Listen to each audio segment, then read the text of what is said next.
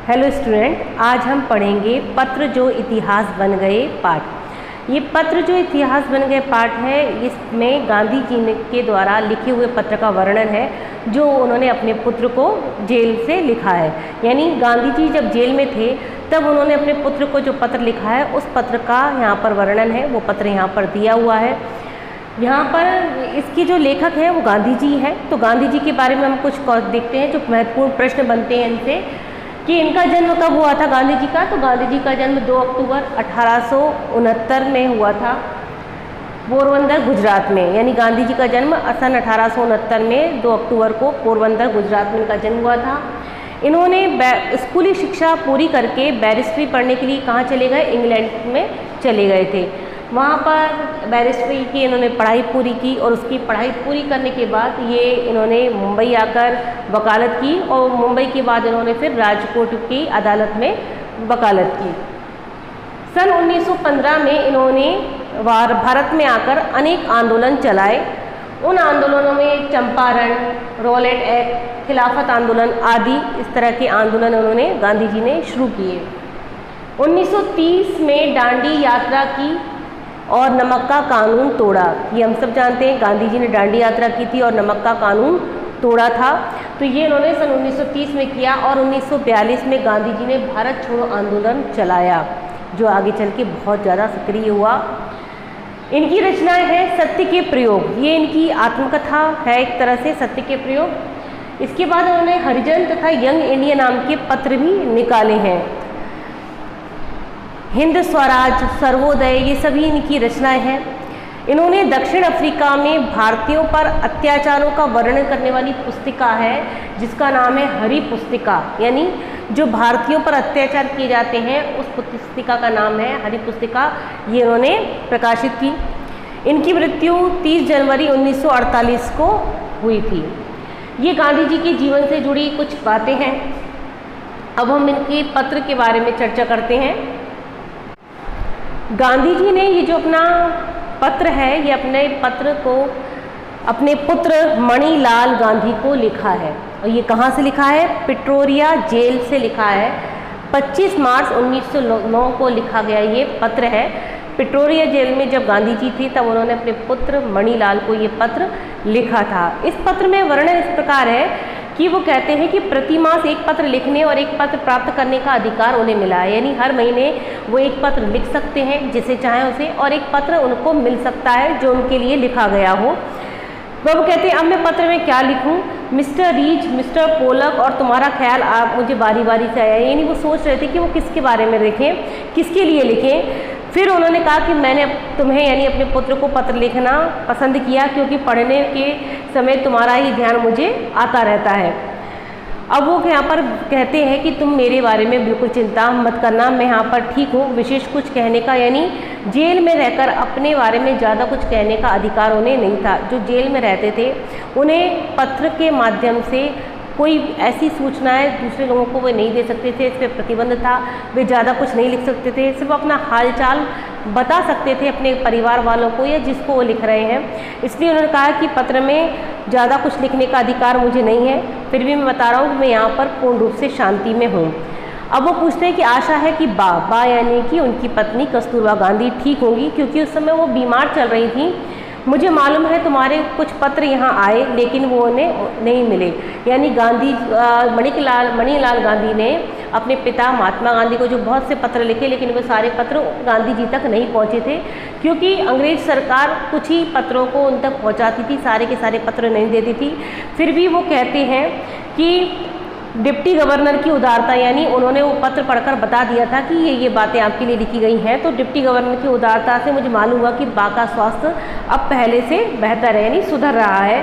क्या अभी फिर से चलने फिरने लगी हैं? बा और तुम, यहाँ पर उन्होंने जोड़ दिया है कि रोज़ सुबह दूध के साथ साबूदाने ले रहे होंगे। वो पूछते हैं कि क्या तुम लोग रोज़ सुबह दूध के साथ खाने में साबूदाने भी ले रहे हो? और अब तुम्हारे विषय में कहना चाहूँगा, यानी वो अपने पुत्र से कहते हैं कि मैं तुम्हारे विषय में बात करना चाहूँगा कि तुम पर जो जवाबदारी मैंने डाली है तुम उसके सर्वदा योग्य हो और आनंद से उसे निभा रहे हो। यानी कि यहाँ पर वो बताते हैं कि मैंने बाकी जो जिम्मेदारी और अपने कार्यों को पूरा करने की जो जिम्मेदारी तुमको सौंपी है तुम उस जिम्मेदारी को निभा तो रहे हो, लेकिन किसके साथ? आनंद के साथ। जिम्मेदारी दो प्रकार से निभाई जाती है, एक बोझ मानकर और एक आनंद लेकर के। लेकिन वो कहते हैं कि तुम जो आनंद के साथ निभा रहे हो, ऐसी मुझे आशा है। फिर वो कहते हैं मैं जानता हूँ कि अपनी शिक्षा के प्रति तुम्हें असंतोष है। क्यों है? क्योंकि उनके पुत्र पर घर की जवाबदारी आ गई थी, महात्मा गांधी के कार्यों की जवाबदारी आ गई थी। कस्तूरबा गांधी के बाद जो उनका स्वास्थ्य ठीक नहीं था, उनकी जिम्मेदारी भी उनके ऊपर थी, इसलिए अपनी शिक्षा पूरी नहीं कर पाए थे। तो कहते हैं कि मैं जानता हूँ कि शिक्षा के प्रति तुम्हारा क्या है? असंतोष है। जेल में महात्मा गांधी कहते हैं मैंने बहुत पढ़ा, इससे मैं समझता हूँ कि केवल अक्षर ज्ञान ही काफ़ी नहीं है। यानी ये महात्मा जी यहाँ पर बल देते हैं, जोर देते हैं इस बात पर कि सिर्फ अक्षर ज्ञान प्राप्त करना ही मनुष्य के लिए शिक्षा नहीं है। आज हम किताबें पढ़ लेते हैं, डिग्रियाँ हासिल कर लेते हैं, तो यही हमारे लिए शिक्षा नहीं है। बल्कि शिक्षा क्या है, पढ़ाई क्या है? सच्ची शिक्षा तो चरित्र निर्माण है और कर्तव्य बोध है। चरित्र निर्माण का मतलब होता है मनुष्य अपना चरित्र किस तरह से निर्माण करता है, किस तरह से बनाता है, और उसे अपने कर्तव्यों की कितनी जानकारी है। यही उनकी नज़र में सच्ची शिक्षा थी। तो कहते हैं यही दृष्टिकोण सही है और मेरे विचार में बिल्कुल ठीक भी है। तो तुम सच्ची शिक्षा प्राप्त कर रहे हो, अपनी माँ की सेवा का जो अवसर तुम्हें मिला है और उनकी बीमारी का जो दुख तुमको सहन कर रहे हो, इससे अच्छा और क्या हो सकता है? यानी अपनी माँ की जो सेवा कर रहे हो, यही तुम्हारे लिए क्या है? सच्ची शिक्षा है। यानी यहाँ पर महात्मा गांधी ने अपने कर्तव्यों को, जो व्यक्ति अपने कर्तव्यों को जान लेता है, अपने कर्तव्यों को समझ लेता है, उसी को उन्होंने क्या कहा है? सच्ची शिक्षा कहा है।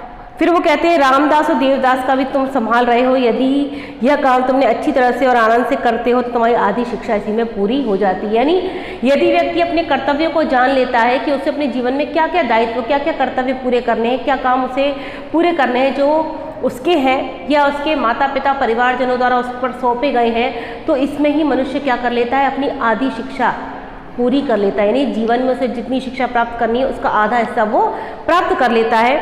फिर वो कहते हैं कि अपने पुत्र को समझाते हैं कि हमें गरीबी में ही रहना है, इसलिए ये चीज़ याद रखना, जितना अधिक मैं विचार करता हूँ उतना अधिक मुझे लगता है कि गरीबी में ही सुख है। अमीरी की अपेक्षा किसमें सुख बताते हैं? वो गरीबी में सुख बताते हैं। फिर वो यहाँ पर अपने पुत्र से उम्मीद करते हैं कि तुम एक अच्छा किसान बनना, इसके लिए तुम खेतों में काम करना, गड्ढे खोदना, खेतों में आसपास के पौधों के आसपास की घास उखाड़ना, जो खेती के औजार हैं उन्हें मतलब उनकी धार वगैरह इन सबको देखते रहना, उनको औजारों को देखते रहना, क्योंकि किसान के लिए बहुत महत्वपूर्ण होता है। इसलिए वो कहते हैं कि मैं चाहता हूँ कि तुम एक योग्य किसान बनो। अक्षर ज्ञान में जो गांधी जी हैं वो संस्कृत और गणित पर विशेष बल देते हैं। वे कहते हैं कि गणित और संस्कृत पर पूरा ध्यान देना, क्योंकि भविष्य में संस्कृत तुम्हारे लिए बहुत उपयोगी सिद्ध होगी। ये दोनों बड़ी उम्र में सीखना कठिन होता है। यानी वो कहते हैं यहाँ पर कि गणित की शिक्षा और अंग्रेजी की शिक्षा जब व्यक्ति बड़ा हो जाता है तो उस उम्र में लेना उसे कठिन हो जाता है, इसलिए समय रहते इन शिक्षा को पूरा कर लेना। फिर यहाँ पर वो शिक्षा के अलावा संगीत की शिक्षा के बारे में कहते हैं कि संगीत में भी तुम रुचि दिखाना, उसमें बराबर सीखते रहना। हिंदी, गुजराती और अंग्रेजी के चुने हुए भजनों और कविताओं का संग्रह तुम्हें तैयार करना है। यानी अपने मन को मनोरंजित करने के लिए संगीत की शिक्षा भी आवश्यक है। तो तुम संगीत में गुजराती, हिंदी और अंग्रेजी के चुने हुए भजनों और कविताओं का संग्रह करो। वर्ष के अंत तक तुम्हें यह संग्रह कैसा लगेगा? बहुमूल्य दिखाई देने लगेगा। काम की अधिकता से मनुष्य को घबराना नहीं चाहिए। यहाँ पर गांधी जी ने एक बहुत अच्छी बात अपने पुत्र से कही है कि जब व्यक्ति पे अधिक भार पड़ जाता है, उस पर अधिक कर्तव्य आ जाते हैं, उस पर अधिक परेशानी आ जाती हैं और उसको अधिक काम मिलने लगते हैं, तो व्यक्ति क्या हो जाता है? घबरा जाता है। तो गांधी जी कहते हैं यहाँ पर व्यक्ति को अपने काम की अधिकता से घबराना नहीं चाहिए और ना ये सोचना चाहिए कि यह सब कैसे होगा, पहले मैं क्या करूं। शांत चित्त से विचार पूर्वक यदि सभी सद्गुण प्राप्त करने की चेष्टा है तो तुम्हारे लिए ये बहुत उपयोगी और मूल्यवान प्रमाणित होगी। यानी जब काम की अधिकता हो, जब व्यक्ति के पास अधिक परेशानी आ जाए, तब व्यक्ति को शांत मन से अपने उन कामों के बारे में, उन दायित्वों के बारे में विचार करना चाहिए कि उन्हें हमें कैसे पूरा करना है और इन कार्यों को करते हुए हम अपने सद्गुणों का विकास किस तरह से कर सकते हैं, अपने अंदर और अच्छे गुण कैसे ला सकते हैं। फिर यहाँ पर गांधी जी इस बात पर भी बल देते हैं कि तुम जो घर के लिए खर्च कर रहे हो उसका हिसाब बराबर रखना। यानी यहाँ पर गांधी जी ने एक बहुत अच्छी बात की है कि जब व्यक्ति खर्च करे तो उस खर्च का वो बराबर हिसाब रखे, जिससे उसे मालूम हो जाए कि उसने कहाँ पर आवश्यक खर्च किए और कहाँ उसका खर्च अनावश्यक हो गया है। इसलिए वो कहते हैं कि मुझे आशा है कि घर खर्च के लिए तुम जो भी खर्च करते हो उसके पैसे का हिसाब रखते हो। फिर अंत में वो कहते हैं मुझे यह भी आशा है कि तुम रोज़ शाम को नियम पूर्वक प्रार्थना करते होगे, यानी यहाँ पर गांधी जी ने नियम पूर्वक प्रार्थना करने पर बल दिया है। वे कहते हैं कि रविवार को वेस्ट के यहाँ प्रार्थना में जाते होगे, सूर्योदय से पहले उठकर प्रार्थना करना बहुत ही अच्छा है। यहाँ पर उन्होंने सूर्योदय से पहले उठने और प्रार्थना करने को नियमित करने के लिए कहा है कि सूर्योदय से पहले उठकर प्रार्थना करना सबसे अच्छा होता है। इससे व्यक्ति के अंदर नियमितता का गुण भी आता है। प्रार्थना प्रयत्नपूर्वक एक निश्चित समय पर ही करनी चाहिए, यानी एक निश्चित समय पर हमें प्रार्थना करनी चाहिए। इसके बाद वो कहते हैं नियमित, जब हम जीवन में नियमित हो जाते हैं, हम सूर्योदय से पहले उठने लगेंगे, नियमित रूप से प्रार्थना करने लगेंगे, हम अपने कार्यों को नियमित रूप से करने लगेंगे, तो यही नियमितता हमें आगे चलकर हमारे भविष्य में बहुत कारगर सिद्ध होती है, बहुत सहायक सिद्ध होती है। फिर वो कहते हैं इस पत्र को पढ़कर अच्छी तरह से मुझे तुम जवाब देना, समझ लेना, जवाब जितना लंबा हो उतना लंबा लिख सकते हो। अंत में वो कहते हैं प्रेम सहित पत्र की समाप्त करता हूँ, तुम्हारा पिता मोहनदास। यानी यहाँ पर अपने पुत्र को पत्र लिखते हुए उन्होंने कई बातों का उल्लेख किया है। पहले उन्होंने ये कहा है कि व्यक्ति के लिए अक्षर ज्ञान ही शिक्षा नहीं होती, सच्ची शिक्षा तो चरित्र निर्माण और कर्तव्य बोध है।